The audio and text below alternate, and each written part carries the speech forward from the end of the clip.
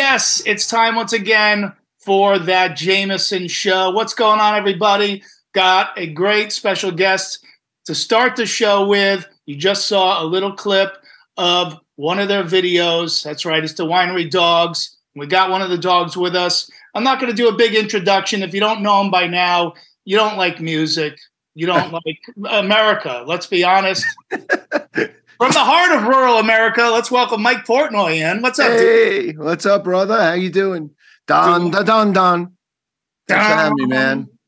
Man, I haven't seen you in person since we barbecued over at Eddie Trunk's house during the good old COVID times. But that was a great. Right, that was like right in the heat of lockdown.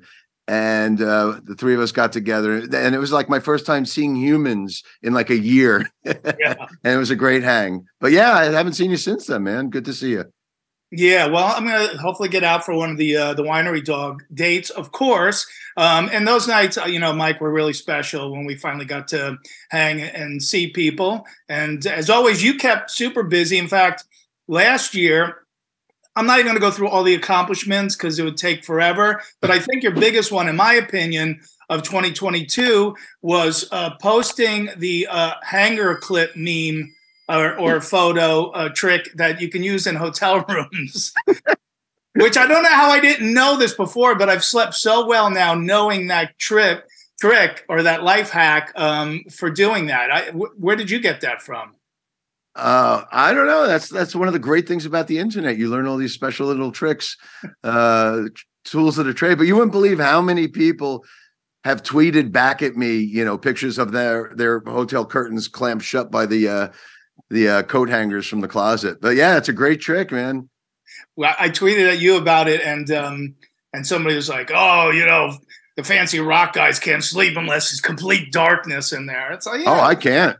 I know. I need black out everything, man. Totally. I mean, my bedroom here in my home is like a freaking vampire's cave, It's got to be pitch black. And my home is decorated like a hotel room because we spend so much time in hotel rooms. And you know how it is, man. When you're on the road, man, sometimes that sleep is everything, man, just to get you through to the next show, especially if you've done a bunch in a row. Yeah, absolutely. I mean, I've been sleeping in hotel rooms now for 30 plus years or whatever. It's, I'm actually more comfortable in hotel beds than I am at home. At home, you got the wife and you got the dogs and the kids. And, so when I get, and especially being locked down at home for 2 years, I've never been home for that long. So, God bless my family. I love them dearly, but me being away as much as I am is what works for us. And, being able to be in a hotel bed spread out, I didn't have that for 2 years. So yeah, I do cherish those king size beds in hotel rooms. Right, and we'll put up a photo of the clipping thing so people could take advantage of it when they stay in hotels. But it's 2023, and you're starting out with a bang, of course, with Winery Dogs 3 that just came out, and a great album. Anybody who's been following the Dogs knows, what they're getting, and this album is a lot more than that. Anything different, new about this album people should know about? Like you said, I mean, if you know anything about the Winery Dogs, you know what you're getting. It's me, Billy Sheehan, Richie Kotzen, power trio, classic rock kind of sound, in the vein of Cream and Zeppelin and the Who. It's based in that. It's not really metal. It's not prog like the other things I do. It's just, three guys playing and singing, and 3-part harmonies is important. It's got that King's X kind of approach in that respect. But yeah, we took a few years off between the second and third album. So it kind of refreshed, reignited our spark. And, it was really nice to get back together after a few years apart. And it kind of just, inspired us, to be playing together again. Absolutely. And if you can't get inspired, if each of you guys cannot get inspired by the other, then there's no inspiring anybody. It's just such a wonderful interplay, between Billy and Richie on their instruments. And of course you laying down the beat, and it can get a little proggy every now and again, which is okay. Keeps everyone honest. And then of course Richie's soulful voice over the top of everything. But the band did not start out with Richie Kotzen in it.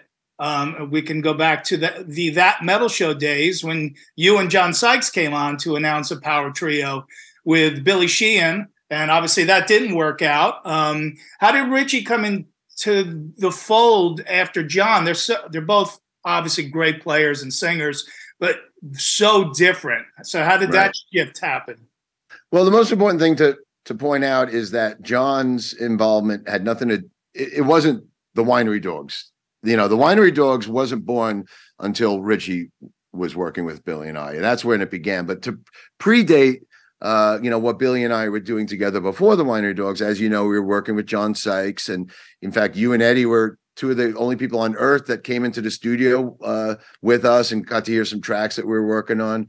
But yeah, that was all John's material. That wasn't like the Winery Dogs where we worked together. That was, I was just working with John on his new material, and I brought Billy in, and kind of just never went anywhere. John, even at this point, like 11 and 12 years later, John still hasn't released that stuff. No. So it was great working with him. I mean, the guy's freaking unbelievable, but it's just hard to motivate him to move forward. So Billy and I just got impatient of waiting, and we were like, you know what, let's just do something else. Because we had wanted to do something together. And that's when Eddie suggested Richie Kotzen. It's like, oh man, I mean, perfect suggestion. Obviously, Billy and Richie had played together in Mr. Big for a little while. And I had just got turned on to Richie's solo stuff. I wasn't really aware of what an unbelievable singer and writer he was. I only kind of knew, his replacement stuff in Mr. Big and Poison. So yeah, as soon as the three of us got together, that's when the Winery Dogs were born, and then we just pretty much started from scratch, and that's where it started. And that's unbelievably already 10 years ago at this point. Yeah, and then Richie, he's such a great guitar player, and then he goes, you know what? It's too easy. I'm not going to use a pick anymore. Then he doesn't use, and he doesn't miss a beat. Like that's a little annoying, isn't it? I mean, do you throw your drumsticks away and go, I don't need drumsticks? No. Well, that's the thing. And Billy plays with his hands, and Richie plays with his hands, so I really should get rid of the sticks. But Richie's he's a freak like that in the greatest of ways. You hear stories, after Jeff Beck just passed recently, everybody was talking about how Beck went from like blues to fusion to funk, and he went from the Les Paul to the Strat, and then Beck even started playing without a pick for a while. And Richie's kind of cut from the same cloth, man. He's somebody that's just constantly evolving and growing, and he's just such an artist, man. I freaking love playing with him. He's just really somebody I really, really respect and admire. Yeah. You mentioned obviously it being a power trio. A lot of people, of course, will remember your decades with Dream Theater, very big sound, very big production, or could be very orchestral at times. For you as a drummer playing in a power trio, how does that affect you? One, your style playing in the studio, and then also as a performer playing live, or is there a difference? There's a huge difference being a trio. There's a lot more room on the bus, a lot more room in the dressing room, a lot more food to eat, and a lot more money to you make more money. You only have to split it three ways, and most importantly, you only have to argue with two people instead of 3 or 4 or 5 other people. So it makes the decision making a little easier. Okay. But I was looking for some drumming stuff, but that's I like that answer anyway. That's good. I mean, you have so much space when there's only 3 of you, and we could fill it. Billy's got that monster bass tone, so it fills it out. But yeah, I love just the power trio setting. It gives you so much room musically and sonically, and I don't know. I love just jamming. I think the 3 of us really have that live sound. You see this band live. It's very live. It's very organic. You mentioned what I used to do at Dream Theater. It's just, that was a whole different animal. Yeah. That was 5 people and very precision music, and which is fine for what that is, but that's not necessarily for everyone. Not everybody likes that style. Whereas I think what the Winery Dogs do is really very accessible. I think it's got a little something for everyone. And I think people can really latch on to these songs a lot easier than anything else I do with any of my other bands. Everything else with the other bands are like 40-minute songs with a zillion time changes. So I think for the Winery Dogs, it's refreshing to just have 5-minute songs that you could sing along to, and that's what this band is about, Yeah. And we'll say, but it's got the playing. It's obviously has the playing sprinkled on top. So. Oh yeah, no, I mean, again, the interplay between all you guys is just tremendous, and I have gotten to see you guys live. Now, is this my imagination, or were you guys for a while doing a thing where you all switched instruments, or am I dreaming that? Not in the Winery Dogs, but I did that with Sons of Apollo on the last Sons of Apollo tour. We switched instruments for the encore, and I do that with the Neil Morse band as well. We all switched instruments, but we haven't done that in the Winery Dogs. But I think Richie obviously plays everything. He plays drums on his solo albums most of the time. So obviously, and everybody's capable of that in this band, but we haven't gone down that road yet. Do you and Billy ever accidentally start playing Sons of Apollo songs with the Winery Dogs? No, it's weird because, you have the two of us as the rhythm section in two different bands, and we play completely different for the two different bands. Sons of Apollo is more proggy, more metal, long songs, very intricate playing. I think Billy's playing in Sons of Apollo has to be very locked in and tight. You can't stray from those unison lines with Bumblefoot and Derek Sherinian with Sons of Apollo. It's very locked in. Whereas with the Winery Dogs, it's very loosey-goosey and just jammy. And like Billy and I probably never play the same fills twice live, with the Winery Dogs. It's kind of just, it's like the old listening to the old Who albums, like Live at Leeds, like the way Keith Moon and John Entwistle would just fucking play over the top, like lead instruments the whole time. We have that kind of freedom in the Winery Dogs. We definitely don't get to play like that with Sons of Apollo. So you really have to be very much in the moment in that situation, because you could be, obviously staying in time, but doing something, going, let me try this over here. And Billy's got to kind of go, okay, I get what he's doing here. Yeah, I mean, I love bands like that. I love when you listen to the old Zeppelin albums, like Live Zeppelin or Live Who albums, where they're just, they'll do like a 25-minute version of Dazed and Confused or My Generation, and they just go off on these tangents and jam, and you never know what's going to happen. And I love that we can have that element with this band. Yeah. Hey, you mentioned being at home and your family. You should brag about your family a little while I have you, because your whole family's performers, your wife and your son and your daughter. It's amazing. What a talented family. Oh, thanks. Yeah. I mean, Max is out there killing it. He's doing double duty. He's got his own band, Tala, and they're, for what they do, it's insane kind of new metal stuff, and Max writes all the music for that band. And then he's been playing drums for Code Orange now for a few years, and killing it with those guys. I mean, playing arenas and sheds and stuff like that. So Max is doing great out there with both bands.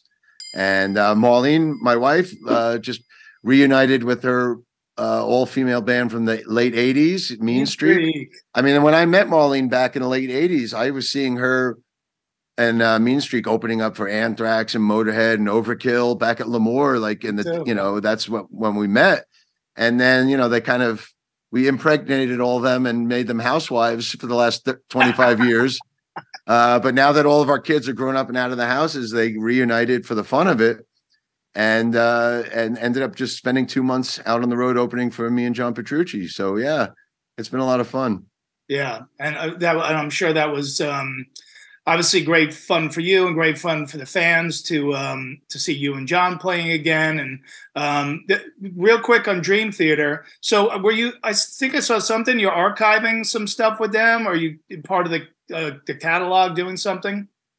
Well, back when I was still in the band, we put together our official bootleg series. And that was something that I was my baby, because I'm the one with the archives. There's all the Dream Theater archives back there. Wow. So back then, I was putting all these titles out through the It's a Jam Records imprint or whatever, and it was all live stuff and demos and studio outtakes and stuff like that. So I was really hands-on with that back then. And then once I left, obviously I wasn't doing any of that kind of stuff anymore. But recently, they started reissuing all those old releases, and they asked me if there was any stuff in the archives I would be willing to contribute for future titles. So yeah, I gave them a whole bunch of stuff from back in the day that they're going to be putting out in this new series that they're doing. So I'm not really involved, but I'm at least contributing some stuff from the archives. They just put out the show from Madison Square Garden when we opened for Maiden back in 2010, which was one of my last American shows with the band. Yeah. So they just put that out, and there's a few more in the pipeline to come as well. Yeah, great to see all the exes getting along. Yeah, it is actually. It totally is. So let's talk about the tour, and then I'll let you go. Winery Dogs about to go on tour, so that's why Mike is like, let me get this press shit out of the way. Exactly. We can get on the road and play live for people, and they could see all the stuff that Don and I were just talking about. I saw you mention somewhere, in one of the news clips about working out on the road. Now you've been having a tough time out there. So do you have any kind of regimen that you do while you're out there? Yeah, a lot of coffee, Red Bull, and Taco Bell. Oh no. No, I mean, see shows early, folks, on the tour. Yeah, diet. No, I'm 55 years old now, and I feel like I'm 85. No. Yeah, I mean, playing. It's as I get older, I'm starting to get the aches and pains that we get as we get older. So it's tough being on the road, especially having been home for 2 years. Those 2 years off, I think, kind of threw my body out of whack, because I'd never not played drums for that long, or not toured for that long, I should say. Yeah. So yeah, it's been fun getting back on the road last year, and but it's definitely a readjustment after those 2 years at home. But so far, so good. Yeah, and we're putting the tour dates up as we speak, so everyone can take a look at them. I know you're coming through Jersey soon. But Richie's a big hoops guy, isn't he? I think you play hoops too, right? Aren't you guys? I don't. I suck. He's into it. Jeff Scott Soto's into it too. He's good. Yeah. Richie's actually pretty physical. He's he's actually like one of those kind of competitive sporting kind of guys, believe it or not. I definitely believe it, and I've seen him play. And I was just thinking, you guys could maybe you can get out there and shoot some hoops, get a little exercise while you're on the road. But most importantly, we're celebrating Winery Dogs 3 came out February 3, the year 2023. That's 3 threes, which, as some people may or may not know, is dime time. And I'd like to think that the spirit of Dimebag is hopefully looking down on you guys and blessing you for this record and this tour. And dude, I appreciate a few minutes today, and can't wait to hang. Yeah, for sure, man. Always, it's weird like talking to you seriously, like in interview mode with you. I'm used to like just busting balls and whatever, and talking about Maiden and Priest and Sabbath and Kiss. But I guess every once in a while I have to talk about what I actually do for a living. So I'm sorry to be so formal with you. But next time we won't talk about any of this shit. Right. So next time, because I've done this with Shannon Larkin, is like we do. It's like Iron Maiden. Like we'll do one thing is all promo, and then the next time we'll just talk about early Maiden. Throwdowns. And so the next time we'll do that. Last thing? Is there any truth that Eddie Trunk and the backing tracks are opening dates on this tour? Well, on our first tour, Eddie introduced us every night. We had a pre-recorded intro that Eddie did for the show. So he introduced us every night on that first tour. So the one thing that he rails against, backing tracks, he contributed. That's true. That's true. All right, I'm gonna get him on here to answer these charges.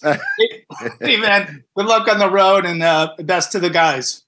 Excellent. Good to see you, bro. Hey, what's up, everybody? It's me, Don. Thank you for watching that clip. Here's some more I think you're going to enjoy. And, of course, don't forget to hit the subscribe button.